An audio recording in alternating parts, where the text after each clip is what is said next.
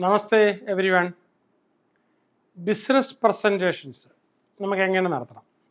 Actually business presentation നടത്തുന്നതിന് നമുക്ക് പല പർപ്പസുകളുണ്ട്.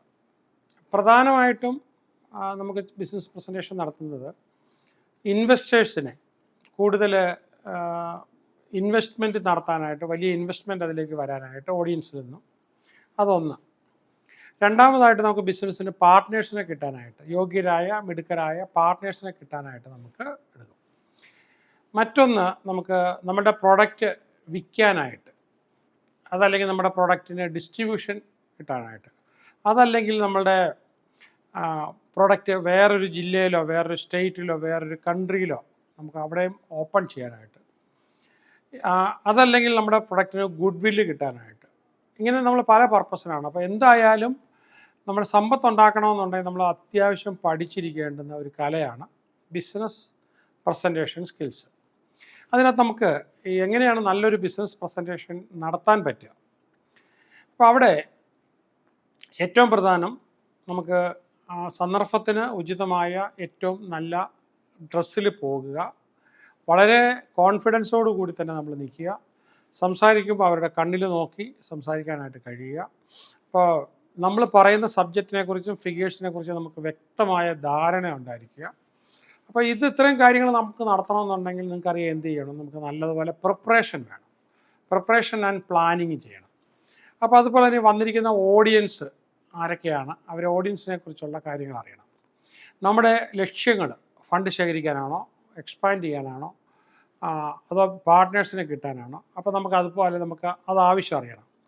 പിന്നെ നമ്മൾ ബിസിനസ്സിന് തന്നെ ഒരുപാട് കാര്യങ്ങൾ പറയാനുണ്ട്. അതിന് ഏത് ഭാഗത്തു നിന്നുള്ള ഇതാണ്, എന്തൊക്കെയായിരിക്കണം കണ്ടൻസ് എന്നുള്ളത് നമ്മൾ, അപ്പോൾ അത് വളരെ നേരത്തെ തന്നെ നമ്മൾ കോണ്ടൻറ്റ് ഡിസൈഡ് ചെയ്തു.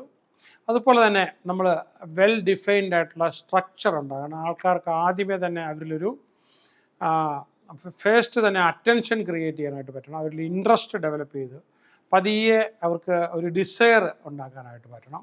അപ്പോൾ അതുകൊണ്ട് തന്നെ നമുക്കൊരു എപ്പോഴും സ്ട്രക്ചറിന് അതൊരു ബിഗിനിങ് ഉണ്ടാവും, ഒരു മിഡിൽ കാണും, ഒരു എൻഡ് കാണും.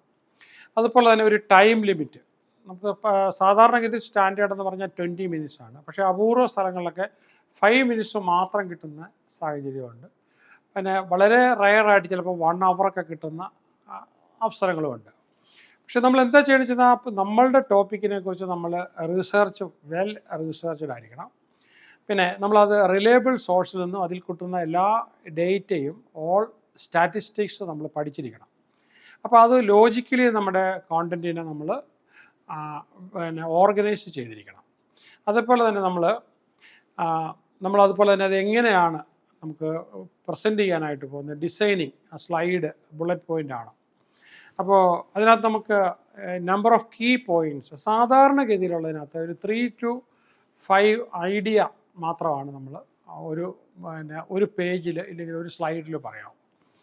വളരെ കമ്പലിങ് ആയിട്ടായിരിക്കണം. അപ്പോൾ അറ്റൻഷൻ ഗ്രാബ് ചെയ്യുന്നതായിരിക്കണം. അപ്പോൾ പണ്ടൊക്കെ എന്ന് പറഞ്ഞാൽ ഒരു സൗണ്ടൊക്കെ കേൾപ്പിക്കേണ്ട, കൂടെ നമുക്കൊരു ഡിസ്ട്രാക്റ്റിംഗ് ആയിട്ടുള്ള ആനിമേഷനൊക്കെ അതിൻ്റെ ഒന്നും ആവശ്യമില്ല.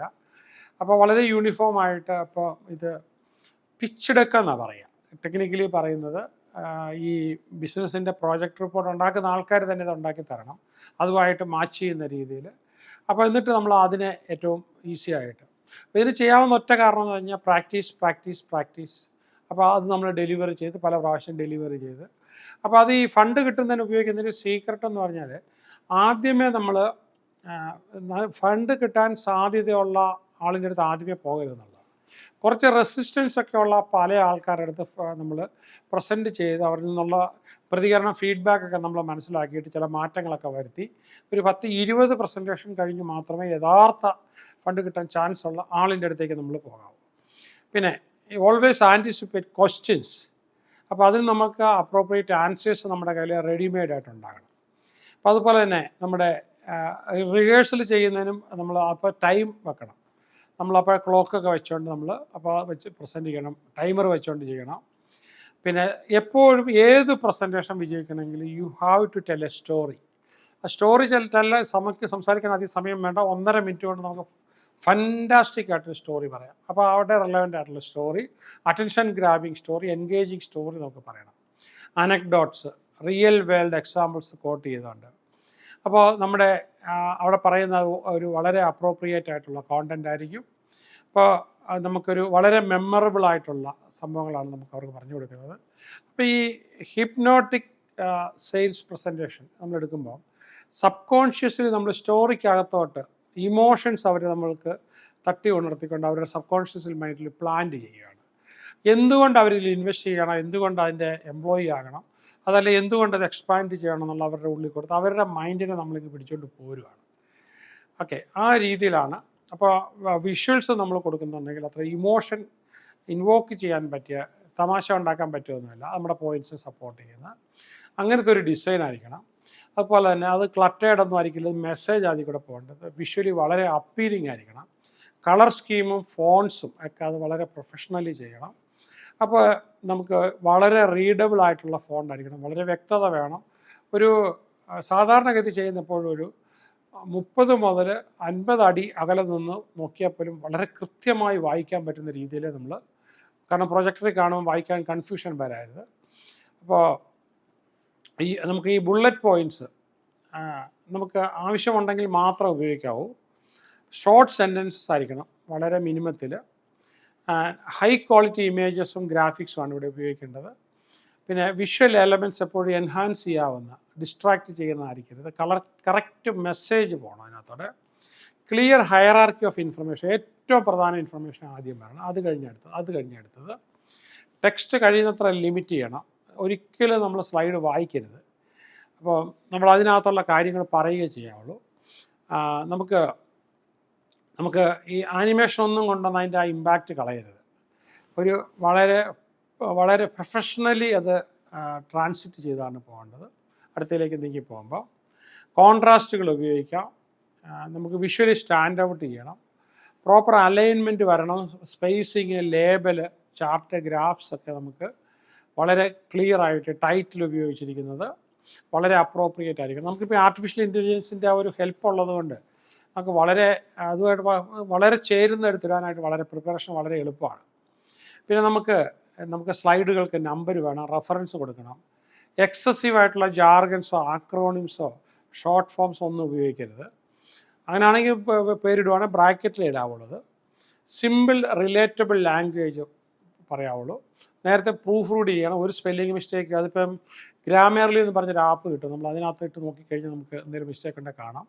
അത് നമുക്കെന്ന് പറഞ്ഞാൽ പെയ്ഡ് വേർഷൻ. അപ്പോൾ ബ്രാൻഡിങ് എലമെൻ്റ് അവിടെ കൃത്യമായിട്ട് ഉപയോഗിച്ചിരിക്കണം. സമ്മറി അറ്റ് ദ എൻഡ് നമ്മൾ കൃത്യമായിട്ട് അത് കിട്ടണം. അതുപോലെ തന്നെ എപ്പോഴും അത് എൻഗേജിങ് ആയിരിക്കണം. നമുക്ക് ആദ്യം മുതൽ അവസാനം വരെ ഐ കോണ്ടാക്റ്റ് വിത്ത് എപ്പോഴും നമ്മുടെ ഓഡിയൻസുമായിട്ട് ജെസ്റ്റേഴ്സ് നമ്മൾ കൂടെ കാണിച്ചുകൊണ്ടിരിക്കണം. അതുപോലെ തന്നെ നമ്മുടെ ലാംഗ്വേജിൻ്റെ ടോണ്, വോയിസ് ഇങ്ങനെ കൂടുകയും, എന്തൂസിയാസം എപ്പോഴും നിൽക്കണം. നമ്മൾ ത്രില്ലോട് കൂടി വേണം പ്രസൻറ്റ് ചെയ്യാനായിട്ട്. പിന്നെ നമുക്ക് ഏറ്റവും കൂടുതൽ ഇഫക്റ്റീവ് വരുന്നത് ഇഫക്റ്റീവ് പോസ്.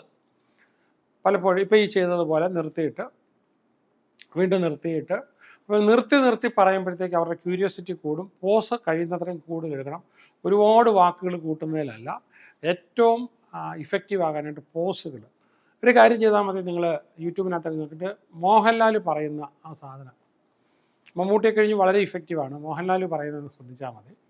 പോസുകൾ വളരെ ഉപയോഗിച്ചാണ്, പ്രത്യേകിച്ചൊരു കഴിഞ്ഞ ഒരു 5 വർഷത്തിനകത്ത് അദ്ദേഹം പറയുന്നതിനകത്ത് വളരെ ഇതായിട്ട് തന്നെ. അപ്പോൾ അതുകൊണ്ട് നമ്മൾ തന്നെ, കാരണം അവർക്ക് പ്രോസസ്സ് ചെയ്യാനുള്ള ടൈം കൊടുക്കുകയാണ്. അവർ പ്രോസസ്സ് ചെയ്തുകൊണ്ടിരിക്കുമ്പോൾ വീണ്ടും ഒരെണ്ണം അവിടെ കൊടുക്കരുത്. പിന്നെ അതുപോലെ തന്നെ അവരുടെ ഒരു ഇൻട്രാക്ഷൻ, ഒരു സമയം അത് നേരത്തെ അവരോട് പറയണം.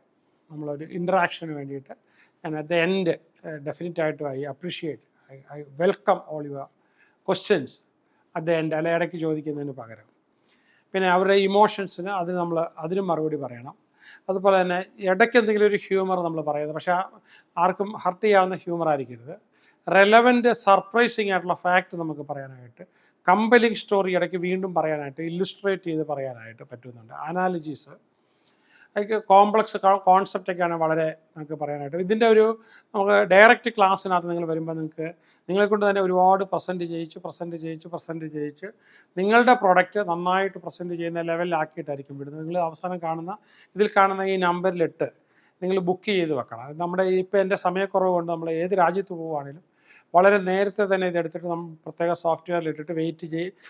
അവരുമായിട്ട് നേരത്തെ തന്നെ സംസാരിച്ച് അവർക്ക് ഏറ്റവും ഇഫക്റ്റീവ് ആകാൻ പറ്റിയ ഒരുപാട് കാര്യങ്ങൾ ചെയ്യിച്ചതിന് ശേഷമായിരിക്കും ഇവിടെയാണേലും മറ്റ് സ്റ്റേറ്റിലാണെങ്കിലും മറ്റ് രാജ്യത്താണെങ്കിലും ഞാൻ വരാൻ പോകുന്നത്, നടത്താനായിട്ട് പോകുന്നത് നേരിട്ട് തന്നെ. അപ്പോൾ അത്രയും ഇഫക്റ്റീവായിട്ട് നമുക്ക് ചെയ്യാനായിട്ട് പറ്റും. ഞാൻ പറഞ്ഞല്ലോ, ഈ ബിസിനസ് പ്രസൻറ്റേഷൻ തന്നെ വലിയ ഹെവിലി പിന്നെ എന്താണ് 10-30 ലക്ഷം രൂപയുടെയൊക്കെ കോഴ്സുകൾ പോലും ലോകത്തിലുണ്ട്. അപ്പോൾ നെഗോസിയേഷൻ ആണെങ്കിലും ഭയങ്കര കോസ്റ്റ്ലി ആയിട്ടുള്ള കോഴ്സുകളുണ്ട്. പക്ഷേ അത് അത്രയും വെർത്തിയാണ്. അതൊക്കെ ഒത്തിരി റിസർച്ച് ചെയ്തിട്ട് ഡെവലപ്പ് ചെയ്തിട്ടുള്ള പ്രോഗ്രാംസാണ്. അതുപോലെ തന്നെ ഈ നമുക്ക് അവിടെ ക്വസ്റ്റ്യൻസ് ചോദിക്കണം, open ended, closed ended questions എങ്ങനെയാണ് ചോദിക്കുന്നത്, അതൊക്കെ നമുക്ക് വളരെ കീ ഇൻഫർമേഷൻസ് മാത്രം എങ്ങനെയാണ്. അതുപോലെ തന്നെ നമുക്ക് റിലേറ്റബിൾ അനക്ഡോട്ട് മാത്രമായിട്ട് എങ്ങനെയാണ് കൊടുക്കുന്നത്. പിന്നെ നമുക്ക് ഈ ഓഡിയൻസിൻ്റെ നീഡിലേക്ക് മാത്രം എങ്ങനെ കണക്ട് ചെയ്യാനായിട്ട് പറ്റും. റൂൾ ഓഫ് 3 എങ്ങനെയാണ് മെമ്പറബിൾ പോയിൻ്റ് ഉപയോഗിക്കുന്നത്. പിന്നെ അതുപോലെ തന്നെ നമുക്ക് 360 ഡിഗ്രി ആർട്ടിക്കുലേഷൻ അതെങ്ങനെയാണ് നമുക്ക് ചെയ്യാനായിട്ട് പറ്റും. ഭയങ്കര ഇമ്പോർട്ടൻ്റ് പോയിൻ്റാണ്. പിന്നെ നമുക്ക് വളരെ കോൺഫിഡൻ്റ് ആയിട്ട് എങ്ങനെ പ്രസ് ചെയ്യാനായിട്ട് പറ്റും. അതുപോലെ തന്നെ നമുക്ക് എമ്പതിയോടുകൂടി എങ്ങനെ പ്രസൻറ്റ് ചെയ്യാനായിട്ട് പറ്റും. അവരുടെ സ്ഥാനത്ത് നിന്നുകൊണ്ട് എങ്ങനെ പ്രസൻറ്റ് ചെയ്യാനായിട്ട് പറ്റും. പിന്നെ ഡെലിവറി സ്കിൽസ് നമ്മളെങ്ങനെ അച്ചീവ് ചെയ്യാനായിട്ട് പറ്റും. അവരുമായിട്ട് മോഡറേറ്റ് പേസിൽ എങ്ങനെയായിട്ട് പറ്റും. അതുപോലെ തന്നെ മൈക്രോഫോൺ ഉപയോഗിക്കുമ്പോൾ നമ്മൾ പ്രതീക്ഷിക്കേണ്ട കാര്യങ്ങൾ.